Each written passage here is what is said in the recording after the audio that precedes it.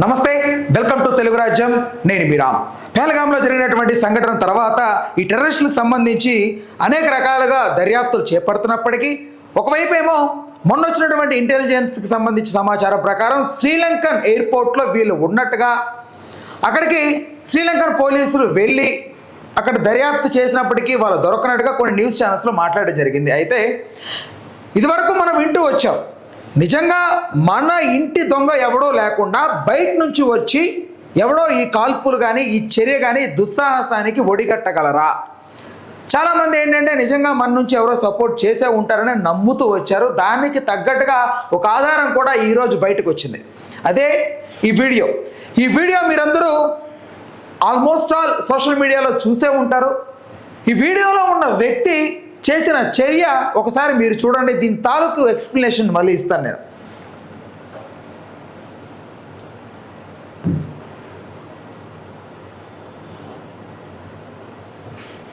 Right, ఇక్కడ నుంచి ఈ వ్యక్తి ఇది ఒక వాటర్ ఫ్లో దూకేశారు. ఇది ఒక drone visual. Jacket, red colour jacket వేసుకున్నాడు ఇతను. రైట్, కొట్టుకోబోతుండగా విజువల్ ఇది. సో ఈ విజువల్ ఏంటి అనే క్లారిటీ కావాలి కాబట్టి చెప్తాను, చాలా క్లియర్గా వినండి. ఇది మొన్న పెహల్గాంలో జరిగినటువంటి సంఘటన తాలూకు టెర్రరిస్టులకి మన ఇంటి నుంచే ఇంటి దొంగ అయినటువంటి అతని విజువల్ ఇది. పోలీసులు ఇతన్ని వెంబడిస్తూ ఇతని కోసం దర్యాప్తు చేస్తున్న ఈ క్రమంలో సడన్గా ఈ విజువల్ బయటకు వచ్చింది. మొన్న ఈ మధ్యకాలం మనం చూసాం, ఒక తీవ్రవాది ఇంటిని బాంబులతో పేల్చేశారని, ఎవరైతే వాళ్ళకి సంబంధించి సహకరించారో వాళ్ళని కూడా శిక్షిస్తామని మోడీ గారు చెప్పడం, ఇలాంటివి వింటూ వచ్చాం. కానీ ఎలాంటి ఆధారాలు కూడా బయటికి రాలేదు. ప్రధానంగా నలుగురు టెర్రరిస్టులు కశ్మీర్కి ఎంటర్ అయ్యి పెహల్గాం లాంటి సస్యశ్యామలంగా ఉండే ప్రదేశంలోకి చొరబడి అమాయకపు ప్రజలని 26-27 మందిని ఒక్కొక్కరు ఒక్కొక్క మూల నుంచి ఉంటారు. వాళ్ళందరూ ఎందుకు చనిపోతానో కూడా తెలియని పరిస్థితుల్లో వాళ్ళ మరణం ఎందుకు సంభవిస్తుందని వాళ్ళకి అర్థమయ్యే లోపే వాళ్ళ ప్రాణాలు పోయాయి గాల్లోకి. ఇలాంటి సిచ్యువేషన్ జరిగిన తర్వాత మనందరం ఫైట్ చేస్తున్నాం అగైనెస్ట్ పాకిస్తాన్. ఏంటి ఈ బాంబులు, ఈ యుద్ధాలు లేకుండానే ఖచ్చితంగా మాకు న్యాయం జరగాలని జస్ట్ మాటలతోనే యుద్ధం చేస్తున్నాం తప్ప వాళ్ళకి ఎలాంటి శిక్ష ఇంకా సరైనది ఇవ్వలేదు అని చాలామంది భావిస్తున్నారు. ఒక 5 రూల్స్ తీసుకొచ్చారు. ప్రధానంగా ఈ సింధు జలాలను ఆపేశారు. At the same time India Pak మధ్య ఉన్నటువంటి ఏవైతే ఈ సత్సంబంధాలు ఉంటాయి వీటన్నిటికీ బ్రేక్ పడేలాగా కొన్ని డెసిషన్స్ తీసుకున్నారు. ఇక్కడ ఉన్నటువంటి పాకిస్తాన్ వాళ్ళు తరిమేస్తున్నారు. రాబోయే వాళ్ళని రానియకుండా ఆపేశారు. ఇలా చాలా జరుగుతున్నాయి. మోస్ట్లీ పాక్ నుంచి వచ్చే కాటన్, ఏదైతే ఈ పత్తి ఉత్పత్తికి సంబంధించి దిగుమతి ఉంటుందో దీన్ని కూడా ఆపేశారు.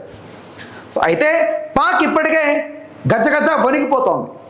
సిచ్యువేషన్స్ ఏమవుతాయి, ఎలా ఇండియా తన పగ తీర్చుకుంటుందన్న భయంతోనే బ్రతుకుతున్నారు. ఎవరైతే ఈ ఇన్సిడెంట్కి ముందు మాట్లాడిన గొప్ప కళాకారులు ఉన్నారో వాళ్ళందరూ ఇప్పుడు కలుగుల్లోకి వెళ్ళి ఎలుకల్లాగా దాక్కున్నారు.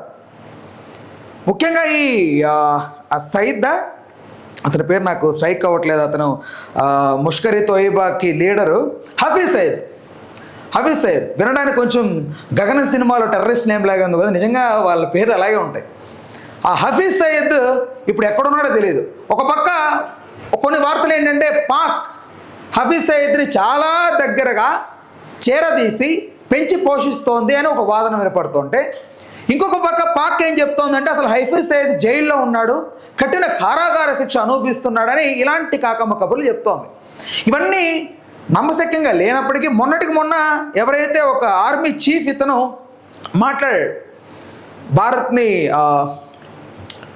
క్షమించము, భారత్ చేస్తోంది అన్యాయం మాకు అని ఇలాంటి చాలా మాటలు మాట్లాడి. అయితే మొన్నటికి మొన్న ఒక వీడియో కూడా వచ్చింది. టెర్రరిస్టులు సైతం పాట పాడుతూ ఒక నినాదం చేస్తూ మీ ఇండియాలో జొరబడతాం, మీ రెడ్ ఫోర్ట్ మీద మా జెండా ఎగరేస్తాం, ఇండియాని బంగ్లాదేశ్గా మారుస్తాం, ఇలాంటి కొన్ని అంటే ఫన్నీ సాంగ్స్. లైక్ నాకు అది ఫన్నీగానే అనిపించింది. చిన్నపిల్లలు పాడతారే కార్టూన్ సాంగ్స్, కోక్కెల కుయ్యనింది, అలాంటి సాంగ్ లాగా అనిపించింది నాకు. టు బి ఫ్రాంక్, ఇలా వాళ్ళు ఇష్టం వచ్చినట్టు బయటకు అలా మాట్లాడుతున్నప్పటికీ ఇండియా ఏంటి ఇంకా రియాక్ట్ అవ్వలేదు అనుకున్న టైంలో బిష్ణోయ్ ఎంటర్ అయ్యి ఒక ట్వీట్ వదిలాడు వాళ్ళ గ్యాంగ్ ద్వారా. తొందరలోనే కక్ష తీర్చుకుంటాం, మీరు కన్నెర్ర చేసి మీ గుడ్లు పీకుతాం, మీరు అమాయక ప్రజల్ని చంపారు, కానీ మేము చంపబోయే వ్యక్తి ఒకే ఒక్కడు, ఆ ఒక్కడే లక్ష్యమంతా సమానం అని చెప్పి కింద ఈ హఫీజ్ సయీద్ ఫోటో పెట్టి నోట్ చేసిన మార్క్ వేశారు, ఇంటూ మార్క్. సో ఇండియా వ్యాప్తంగా కూడా ఓవరాల్గా అందరూ గుర్తుపెట్టుకుందామని అనుకుంటున్నా కూడా పెహల్గాం ఇన్సిడెంట్ అనేది రోజు రోజుకి సన్నగిలుతోంది. ఇది మాత్రం వాస్తవం.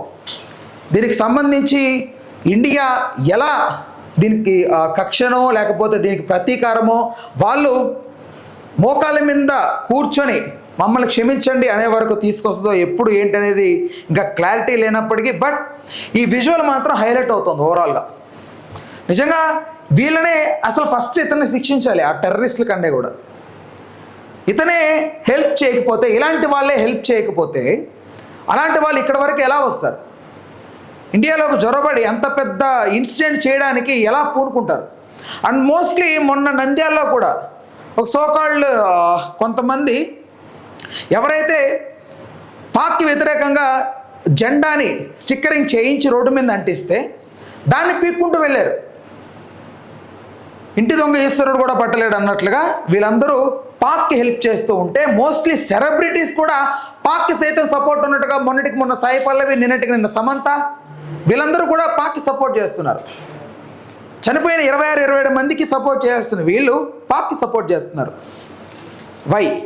ఎందుకంత ప్రేమ పాక్ అంటే?